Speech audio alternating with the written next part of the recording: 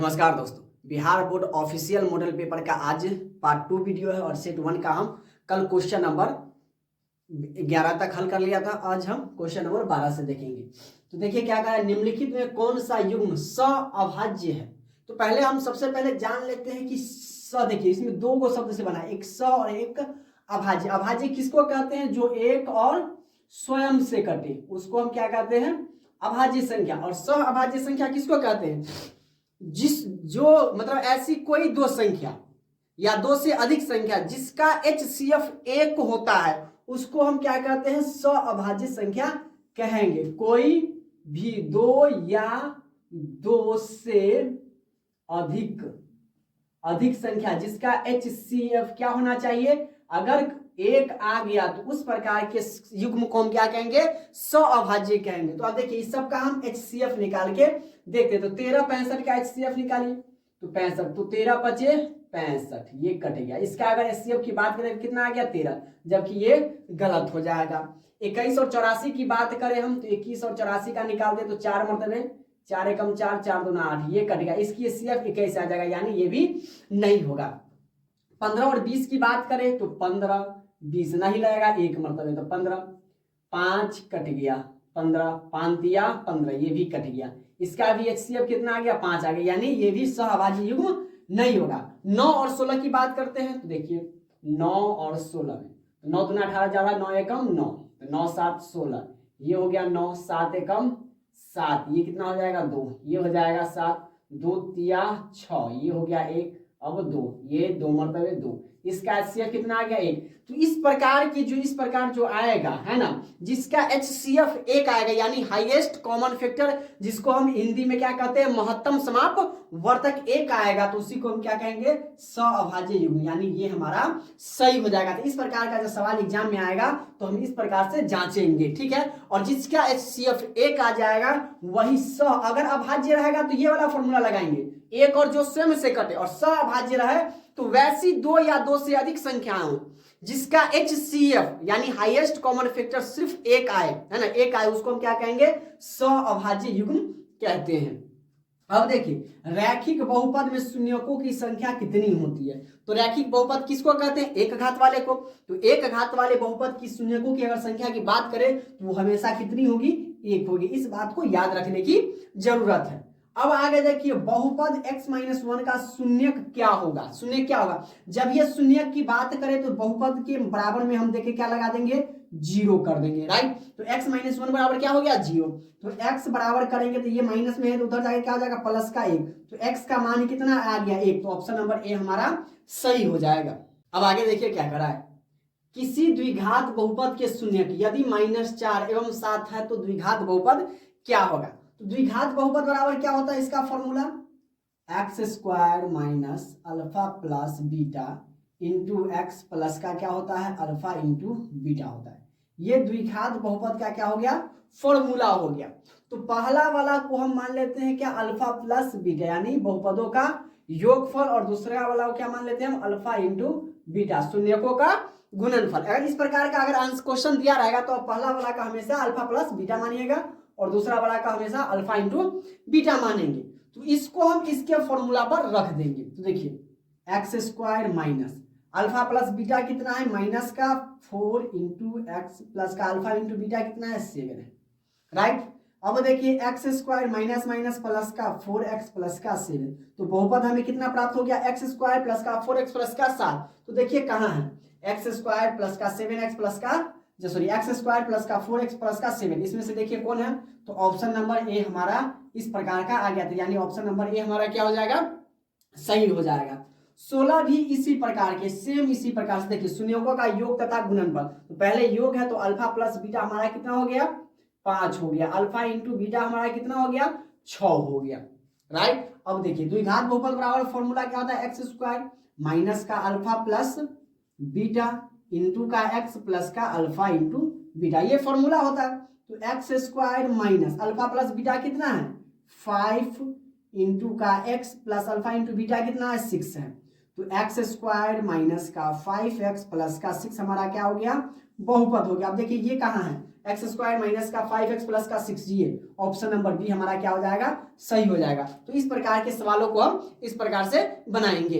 आगे देखिए क्या कर रहा है क्वेश्चन, यदि बहुपद Y square minus 6y plus 8 के शून्यक अल्फा तथा बीटा है तो अल्फा इंटू बीटा का मान कह रहा है निकालने के लिए, यानी अल्फा इंटू बीटा का मान यानी गुणनफल कह रहा है निकालने के लिए, गुणनफल। ठीक है, तो इसका फॉर्मूला क्या होता है, अल्फा इंटू बीटा में आप जब बहुपद पढ़े होइएगा तो अल्फा इंटू बीटा बराबर क्या होता है, सी बटा का ए होता है, ये फॉर्मूला होता है। अब देखिए ए इसमें क्या हो गया, ये हो गया बी सी, यानी ए बराबर आपका हो जाएगा 1, बी बराबर हो जाएगा माइनस का 6 और सी बराबर कितना हो जाएगा 8। तो देखिए सी बटा एक ए है तो सी कितना है 8 है, ए कितना है 1 है, तो नीचे में एक की वैल्यू कुछ नहीं थी यानी 8, तो अल्फा इंटू बीटा का मान एग्जैक्ट मान कितना आ गया, 8 आ गया। तो 8 कहाँ है, देखिए ऑप्शन नंबर ए, तो ऑप्शन नंबर हमारा ए सही हो जाएगा। इसके जगह पर अगर अल्फा प्लस बीटा होता तो वो माइनस बी बटा ए होता, यानी प्लस का 6 हो जाता वो हमारा। तो अल्फा इंटू बीटा हो गया, तो इस फॉर्मूला सबको आप याद रखिएगा। अगला नंबर देखिए, बहुपद इतना का f1 का मान क्या होगा। ठीक है, यानी कि इसका कहने का मतलब क्या है कि fx बराबर इतना है तो f माइनस 1 बराबर क्या होगा, तो जहां जहां x है वहां वहां में क्या रखना है, माइनस का 1 रखना है। तो यहां पर बनाते हैं x बराबर माइनस 1 रखा। इस प्रकार का सवाल आप नौमा में बहुत बनाए होइएगा, है ना। तो देखिए 3x स्क्वायर, तो पहले हम यहाँ पर सवाल नोट कर लेते हैं, 3x स्क्वायर माइनस का 7x प्लस का क्या है 2 है, राइट। क्या रखना है हमें, x यहाँ पर माइनस का 1 रखना है, तो 3 इंटू माइनस 1 का स्क्वायर माइनस का 7 इंटू माइनस का 1 प्लस का 2। आप इसके चाहे तो क्वेश्चन में भी रख सकते हैं, कोई दिक्कत नहीं है।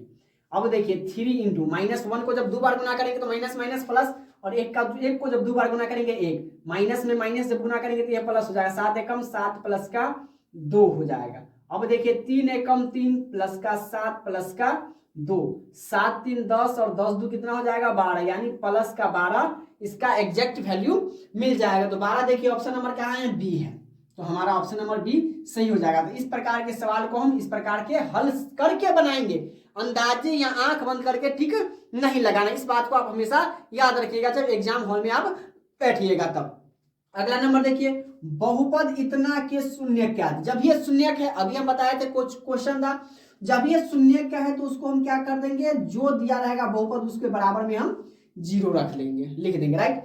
अब देखिए एक्स स्क्वायर है तो इसको हम उधर भेजेंगे तो ये प्लस का 3 आ जाएगा, एक्स जब इधर का स्क्वायर हटाएंगे तो ये क्या हो जाएगा रूट अंडर, यानी एक बार प्लस में एक बार प्लस माइनस रूट अंडर 3 हो जाएगा, एक बार क्या हो जाएगा प्लस का रूट अंडर 3, तो प्लस वाला नहीं लिखा था, ऐसे लिख दिए यानी कुछ नहीं चिन्ह, तो वो प्लस में हो गया और माइनस का एक रूट 3 हो जाएगा। तो हमारा ये हो गया शून्य, 2 शून्य हो जाएगा। तो देखिए एक प्लस में एक माइनस में, तो ऑप्शन नंबर बी हमारा क्या हो जाएगा, सही हो जाएगा, राइट। अब आगे देखिए सवाल क्या कर रहा है, निम्न में से कौन 6x minus 2y equal to 0 तथा 10x प्लस का 2y बराबर का 32 का हल इसमें से कौन होगा। ठीक है, इस दो बहुपद दिया हुआ है, ठीक है, इसको हम क्या करेंगे, लुप्तीकरण या प्रतिस्थापन विधि से बना दे, तो हम लुप्तीकरण विधि से बनाएंगे। ठीक है, तो 6x माइनस का 2y इक्वल टू 0, इसको हम समीकरण 1 मान लेते हैं।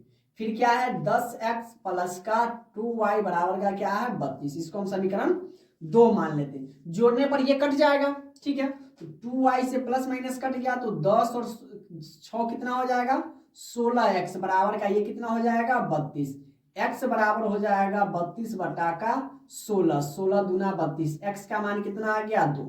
अब ये x का मान समीकरण 1 में रखिए या 2 में रखें, तो हम 1 में रखते हैं, तो x का मान 1 में रखा, जैसे हम जो बनाते थे प्रतिस्थापन विधि से या लुप्तीकरण विधि से। आप 1 के अलावा दूसरा में भी रख सकते हैं, नो प्रॉब्लम। ठीक है, तो 1 हमारा क्या है समीकरण 6x माइनस का 2y इक्वल टू क्या है 0 है, तो x यहाँ पर कितना रखना है हमें 2 रखना है। तो देखिए 6 गुने का 2 माइनस का 2y बराबर का 0, इस प्रकार के सवाल को हम हल करके ही टिक लगाएंगे, राइट। तो ये देखिए कितना हो जाएगा 6 गुना 12 माइनस का 2y बराबर का 0, 12 को उधर भेज देते हैं तो क्या हो जाएगा माइनस का 2y, ये भी प्लस में तो उधर जाके हो जाएगा माइनस। अब दोनों साइड माइनस रहे तो क्या कर देंगे हम माइनस माइनस कर प्लस हो जाएगा, इसीलिए y बराबर हो जाएगा 12 बटा का 2, यानी 2 छक 12, y का मान कितना हो गया 6। तो x हमारा हो गया 2 और y हो गया हमारा 6, तो 2 6 कहाँ है, देखिए ये ऑप्शन नंबर बी। तो ऑप्शन नंबर बी हमारा क्या हो जाएगा, सही हो जाएगा। अब देखिए यदि रेखाएं इतना तथा इतना है, समानांतर है, तो P का मान क्या होगा। तो आप ये वाला पढ़े होइएगा, A बटा डी बराबर B बटा E बराबर का C बटा F, या ये पढ़े होइएगा A1 बटा का A2 बराबर B1 बटा का B2 बराबर का C1 बटा का C2। दोनों का मान एक ही है, ठीक है। या तो A B C करके चलते हैं, या A1 या B1 करके हम चलते हैं। तो हमें लेके चलना है क्या, 2 समीकरण दिया हुआ है, 2 बहुपद दिया हुआ है। तो हमारा क्या हो गया, ये A ये हो गया, B ये हो गया, C हो गया, D हो गया, E हो गया, और ये F पहले बता दिया है कि ये समानांतर है, ठीक है, यानी इसका कोई हल नहीं होगा। तो हमें क्या करना है, P का मान बताना है, ठीक है। तो हम क्या चीज पर चलेंगे, A बटा डी बराबर B बटा का E बराबर नहीं है B बटा E के, या A1 बटा A2 बराबर नहीं है B1 बटा B2 के। ये फॉर्मूला लेके चलेंगे हम और इसमें बनाएंगे। तो देखिए A हमारा कितना है, 4 है, B हमारा D कितना है, 12 है, बराबर। अब देखिए B इसमें कितना है, P है, तो P, और हमारा E कितना है, 9 है, ठीक है। अब इसको हम इससे काट सकते हैं, 4 तिया 12, 3 से 9 को काट सकते हैं 3 मरतबे। तो कोना कानी गुना करेंगे, क्रॉस मल्टीप्लिकेशन, तो P में 1 से गुना करेंगे P, और 3 में 1 से गुना करेंगे तो कितना हो जाएगा, 3। तो P की जो एग्जैक्ट वैल्यू होगी वो कितना आ गया, 3। तो देखिए 3 कहाँ है, ऑप्शन नंबर बी। तो ऑप्शन नंबर बी हमारा सही हो जाएगा। इस प्रकार का जो सवाल दिया रहेगा ना, तो उसको हम इस फॉर्मूला के बेसिस पे बनाएंगे। आप में से कई बच्चा ये वाला फॉर्मूला जानते होंगे, आप में से कई बच्चा ये वाला फॉर्मूला जानते होंगे, या आप दोनों, आप में से कितने ऐसे होंगे जो दोनों को जानते होंगे। तो दोनों को नहीं जानते तो जान लीजिए दोनों का मायने एक ही होता है। आपके एग्जाम में क्वेश्चन में ये भी आ सकता है और ये भी आ सकता है, तो घबराने की कोई जरूरत नहीं है। आगे देखिए क्या है, समीकरण इतना के अनगिनत हल होने के लिए के का मान क्या होगा। तो जो इससे पहले वाला क्वेश्चन बनाए थे सेम उसी प्रकार से हम बनाएंगे। तो हमको ये और ये लेके चलना है, और ये लेके चलना है, ठीक है। यानी 1 बटा क्या लेके चलना है, 5 बराबर 2 बटा का के लेके चलना है। अब देखिए क्या करेंगे, हम कोना कानी गुना करेंगे, के में 1 से गुना करेंगे के बराबर 5 में 2 से गुना करेंगे 5 दूना 10। तो अनगिनत हल होने के लिए के का मान कितना हो जाएगा, 10। तो देखिए ऑप्शन नंबर 10 कहाँ है, ये, तो ऑप्शन नंबर ये हो जाएगा। यानी अगर ऐसा रहे तो हम कौन सा फॉर्मूला, A बटा डी बराबर B बटा E, ये दोनों पर लेके हम चलेंगे। या इसके हम लिख सकते हैं A1 बटा A2 बराबर B1 बटा B2 पर। हालांकि ये दोनों बराबर, अगर अनगिनत है तो सब बराबर होगा, यानी C1 बटा C2 ये सब भी बराबर होगा। लेकिन हमें के का मान काला निकालने के लिए तो हम ये दोनों को ही लेंगे, राइट। अब अगला नंबर देखिए, निम्नलिखित में से कौन सा द्विघात समीकरण है। द्विघात समीकरण होने के लिए क्या होना चाहिए, घात कितनी होनी चाहिए, 2 होनी चाहिए। अब इसमें नजर देखिएगा तो सभी क्या है, सब पे पावर 2 है ना। यानी इसका लग रहा है क्या है कि सभी द्विघात ही समीकरण है, लेकिन इस चारों में से कोई एक ही द्विघात समीकरण होगा। तो आइए हम हल करते हैं। तो a plus B into A minus B क्या हो जाएगा, ए स्क्वायर यानी एक्स का स्क्वायर, बी स्क्वायर यानी 2 का स्क्वायर कितना हो जाएगा, 4 बराबर एक्स स्क्वायर माइनस का 4x क्यूब। अब देखिए एक्स स्क्वायर से एक्स स्क्वायर कट गया, तो माइनस का 4x क्यूब बराबर क्या हो जाएगा, माइनस का 4 हो जाएगा। तो ये देखिए पावर x, यानी ये द्विघात समीकरण नहीं होगा। अब देखिए इसको हम तोड़ते हैं, तो 2x क्यूब प्लस का 2x स्क्वायर प्लस का 3, इसको इसी प्रकार। अब देखिए इधर गुना में, तो 5 में हम 2 से गुना करेंगे, 5 दूना 10x, 5 में 3 से तो 15, ये प्लस 2 में 1 से गुना करेंगे 2x स्क्वायर माइनस का ये हो जाएगा 3x। अब देखिए 2x इधर है, 2x प्लस में तो दोनों कट गया, तो यानी 3 बराबर 10x माइनस के 15 माइनस का 3x। अब पावर इसमें 2 है, ये नहीं है, तो ये क्या होगा, नहीं होगा। अब देखिए ऑप्शन नंबर इसमें बी है, तो a प्लस बी का होल स्क्वायर है, तो इसको हम करते हैं a स्क्वायर यानी x स्क्वायर प्लस का 2ab यानी 2x, 2 दूना कितना हो जाएगा 4x प्लस 2 का स्क्वायर कितना हो जाएगा 4 बराबर 3x प्लस का 4, 4 से 4 कट जाएगा, इसको इधर ले आइए, तो एक्स स्क्वायर प्लस का 4x माइनस का 3x। तो ये हमारा फाइनली क्या हो जाएगा, एक्स स्क्वायर माइनस का एक्स, यानी इस पे पावर 2 है, तो ये क्या हो जाएगा हमारा द्विघात समीकरण हो जाएगा। तो हम ऑप्शन नंबर डी को भी चेक करके देखते हैं, क्या फायदा, क्या पता कि ये भी हो जाएगा, है ना। तो देखिए जिस इसके नीचे कुछ नहीं थे 1 हो जाएगा, तो हमारा क्या हो जाएगा एलसीएम 2x हो जाएगा। तो ये कितना हो जाएगा 2 में 2 से गुणा करेंगे तो 4x², और ये हो जाएगा प्लस का 1, ठीक। अब बराबर का कितना है 4x²। अब देखिए कोना कानी गुना कर देंगे तो कितना हो जाएगा 4 दूना 8x² बराबर का 4x² प्लस का 1 हो जाएगा, ठीक है। अब क्या करें, इसको हम इधर ले आते हैं, या 8x² माइनस का 4x² बराबर का 1। देखिए यहां पर हम आते हैं तो 8 में से 4 जाएगा तो कितना बचेगा 4x² बराबर का 1। तो हम क्या करेंगे, इसको उधर ले जाते हैं, तो x² बराबर क्या हो जाएगा 1/4। अगर x की मान करते हैं तो √1/4, तो x का मान कितना आ गया 1/4 आ गया। तो ये द्विघात बहुपद नहीं हुआ, तो द्विघात समीकरण कौन हो जाएगा, ऑप्शन नंबर बी हमारा सही हो जाएगा। अब देखिए आगे क्या है, द्विघात समीकरण इतना और p नॉट इक्वल टू 0 के मूल इनमें से कौन होगा। अब देखिए ए बी सी की जगह पर ये पी क्यू आर दे दिया है, तो आपको कंफ्यूज करने के लिए दिया है, तो आपको कंफ्यूज नहीं होना है। इस द्विघात समीकरण के मूलों का फॉर्मूला क्या होता है, इसका फॉर्मूला होता है माइनस का बी प्लस माइनस का √b² माइनस का 4ac बटा का होता है 2a। सबसे पहले आप ए बी सी का मान रख लीजिए, मान लिख लीजिए। तो a बराबर क्या हो गया p, b बराबर क्या हो गया q, c बराबर क्या हो गया r। ये आपका मान है और इस मान को आप इस फॉर्मूला में रखिए। उसके बाद अब देखने के बाद इसमें हम टिक लगाएंगे।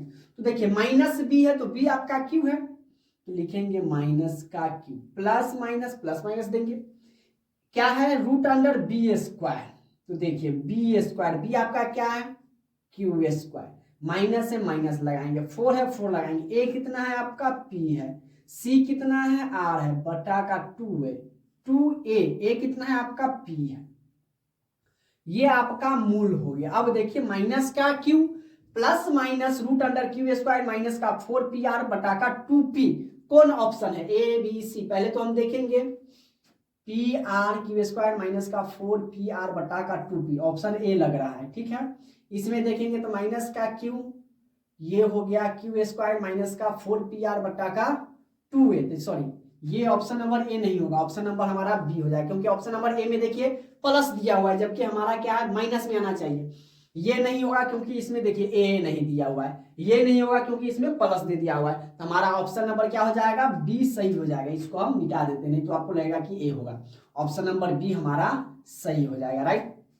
अब आगे देखिए द्विघात समीकरण इतना के मूलों की प्रकृति क्या होगी। मूलों की प्रकृति क्या होती है, 3 गो होता है, एक वास्तविक और बराबर, एक होता है वास्तविक नहीं, और एक होता है वास्तविक और असमान। तो कैसे, तो देखिए d बराबर होता है क्या b² माइनस का 4ac, आप इसको हम लिख देते हैं 4ac।